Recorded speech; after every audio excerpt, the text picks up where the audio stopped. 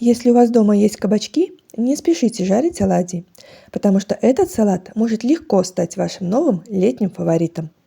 Берем кабачки и нарезаем кружочками, не слишком тонко. Солим, хорошо перемешиваем и выкладываем на противень с пергаментом.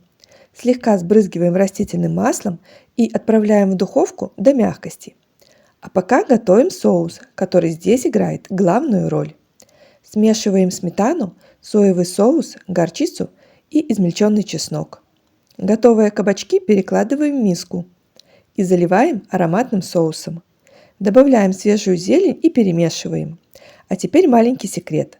Можно есть салат сразу, но если убрать в холодильник хотя бы на полчаса, вкус станет просто фантастическим. Сочный, ароматный, нежный и настолько вкусный, что даже те, кто не любит кабачки, просят добавки.